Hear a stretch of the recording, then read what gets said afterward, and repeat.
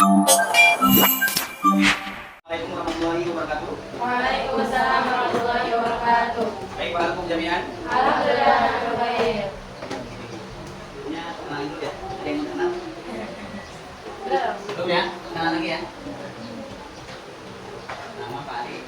Nama lengkapnya Ibnu Ali ya.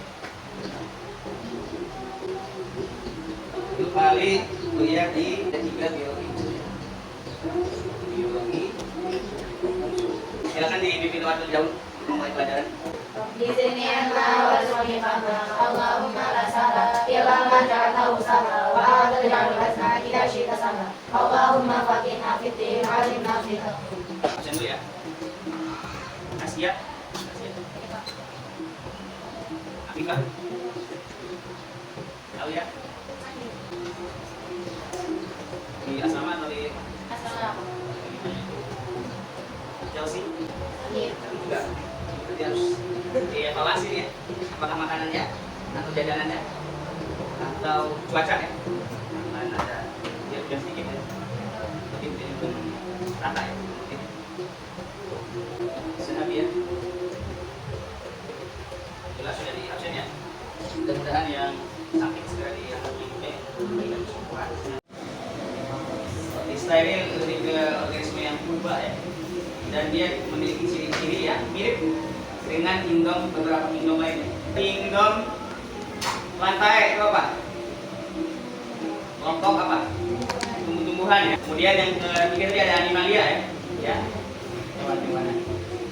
Terakhir ini ada monera ya. Monera itu ya kelompok bakteri ya, yang nantinya dibagi menjadi dua, ada kayak bakteria dan kenapa yogurt rasanya jadi masam ya? Padahal dari susu. Susu itu kan hambar ya kalau belum dikasih rasa.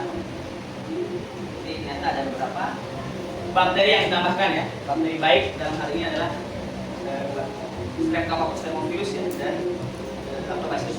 Nantinya akan berbahas tentang peran-peran bakteri ya. Salah satunya di bidang makanan. Nah, bakteri sendiri awalnya digolongkan semua organisme yang prokaryotik. Pernah dengar prokaryotik dan eukaryotik? Apa? Bedanya apa sih prokaryotik dengan eukaryotik? Jangan malu-malu berpendapat ya, karena kalau pendapat tidak ada yang salah atau betul ya, karena masih berupa pendapat ya.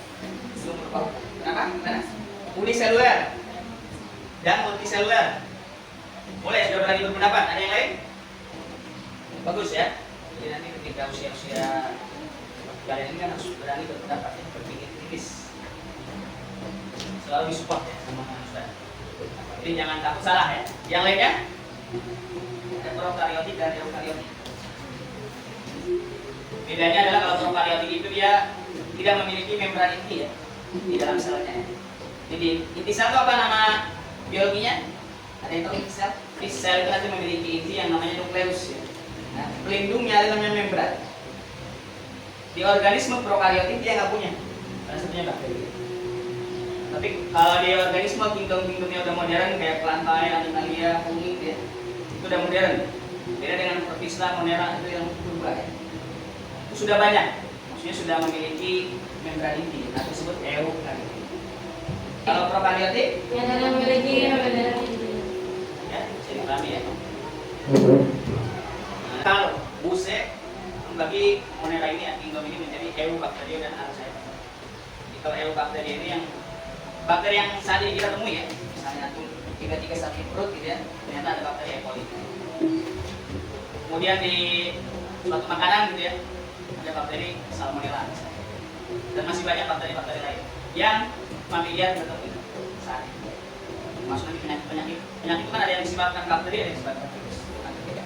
Makanya kalau ke dokter sudah dikasih antibiotik ya, yang biasanya sebagai antibakteri. Kalau sakitnya gara-gara virus dikasih antibiotik, jangan. Hanya virus biasanya hanya bisa dicegah lewat vaksin. Kalau archaeobacteria ini bakteri yang purba ya, yang lebih jadul. Biasanya yang tinggal di daerah ekstrim ya, yang panasnya tinggi atau yang sulfurnya tinggi kayak daerah pegunungan ya, sudah panasnya tinggi, sulfurnya tinggi juga. Hanya di daerah biasanya. Yang menarik lah ke Kaulijen gitu ya, atau ke daerah Kabupaten Perahu, suka ada bau belerang gitu ya. Itu adalah biasanya bakteri-bakteri purba yang bisa diarchaeobacteria. Atau di metana yang tinggi ya, istilahnya bakteri metanogen ya. bakteri Archaeobakteri. Kelompok bakteri yang biasanya di daerah-daerah ekstrim. Ada juga yang disebut bakteri halofil ya. Dia tahan di salinitas tinggi. Apa itu salinitas? Ada yang tahu? Itu salinitasnya tinggi. Kalau di sungai itu salinitasnya rendah. Apa? Ada garam. Bagus ya, tapi bisa menganalisis ya. Ketika dikasih tahu air laut dan air payau atau air tawar, perbedaannya adalah di kadar garam. Bakteri yang halofil tadi tahan tuh di daerah yang sangat tinggi kadar garam. Karena bakteri-bakteri yang lain banyak yang kuat. Makanya pengawetan itu ada yang menggunakan garam. Pernah lihat ikan asin?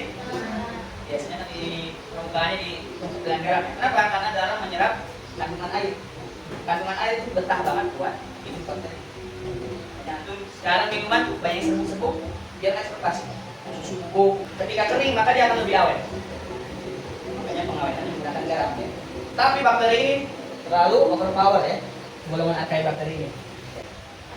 Kenapa? Karena tadi dia halofil ya, tahan di kadar garam dan yang kadar garam tinggi, namanya bakteri halofil ya. Ciri-cirinya sendiri, bakteri itu mikroskopis. Apa itu mikroskopis? Mikroskop artinya apa? Kecil ya, mikro itu kecil, kalau makro besar. Mikroskopis berarti organismenya sangat-sangat kecil, tidak bisa dilihat langsung gitu ya. Harus menggunakan alat bantu yang disebut dengan mikroskop. Bahkan kalau ingin lebih detail sel-selnya, mikroskopnya harus yang khusus lagi, mikroskop elektron.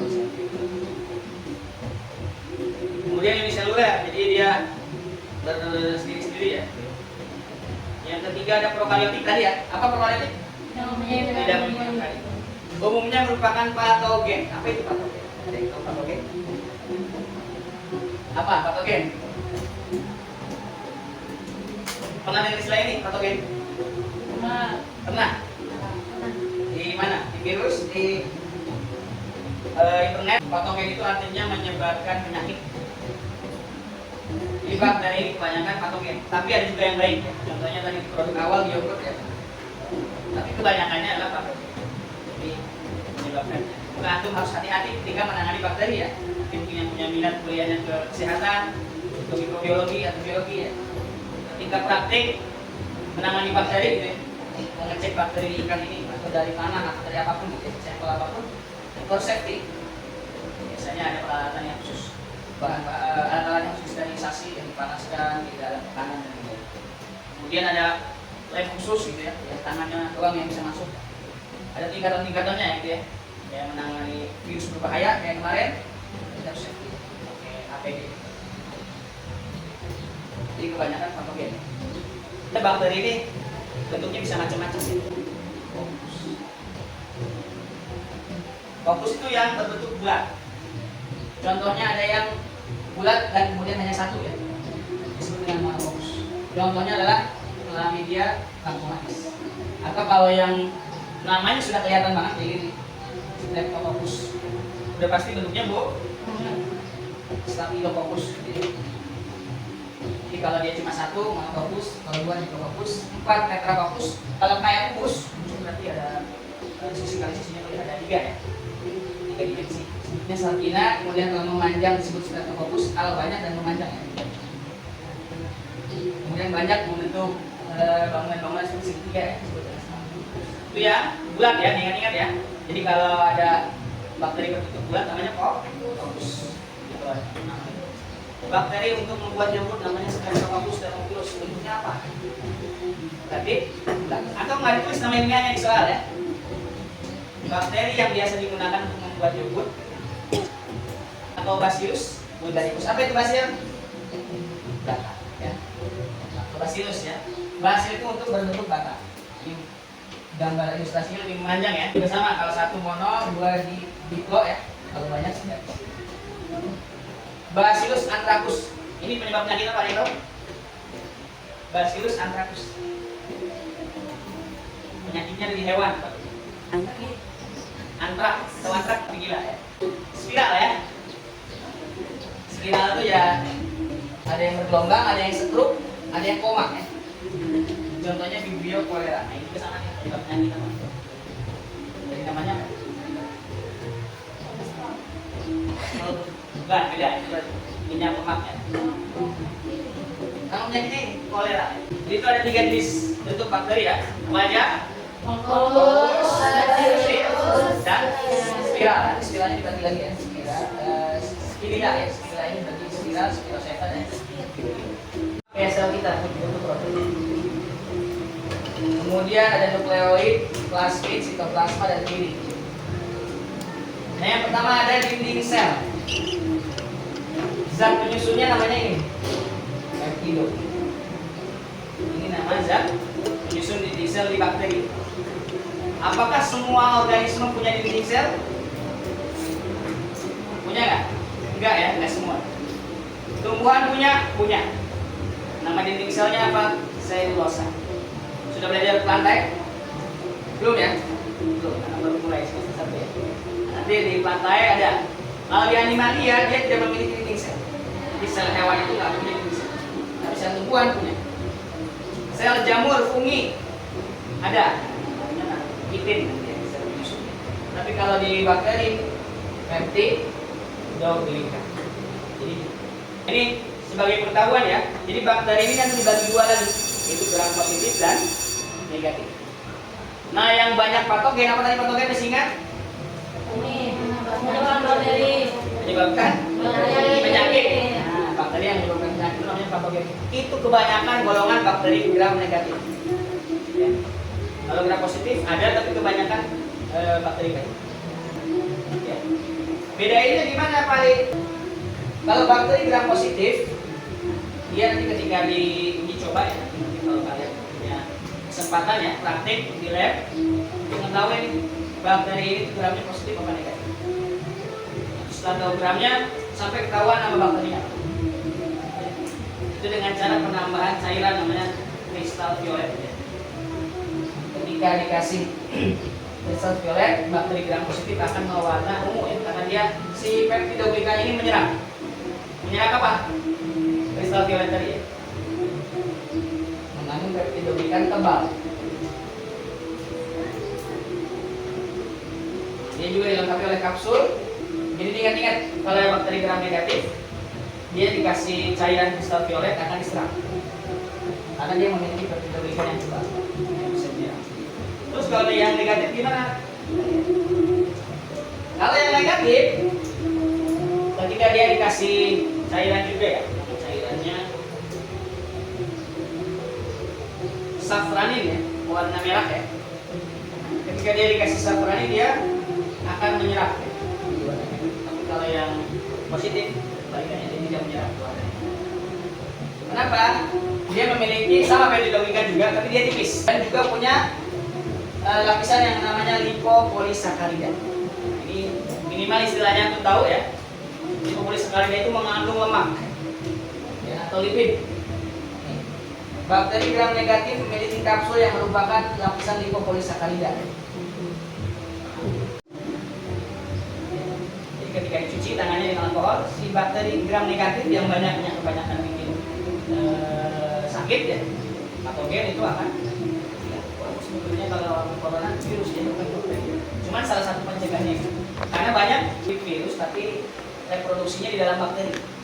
Jadi salah satu ikhtiarnya kita cuci tangan dengan hand sanitizer untuk melarutkan bakteri oleh alkohol. Nah, ada beberapa virus yang numpang ya. Virus itu kan parasit obligat ya. Selamanya akan jadi parasit.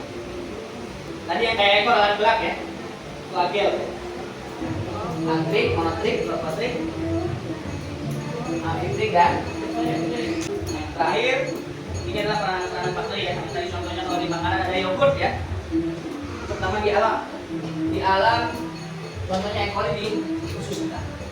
Jadi ternyata perut kita juga butuh bakteri ya. Kalau bakteri ini nggak ada, ya ini nggak ada. Kalau kebanyakan, ya deh. Hanya kalian harus hati-hati kalau makan ya, apalagi jangan sekarang makan ya. Semuanya serba pedas-pedas. Apalagi kalau pedas-pedasnya ya bumbu-bumbukan. Itu beneran cabai apa bukan?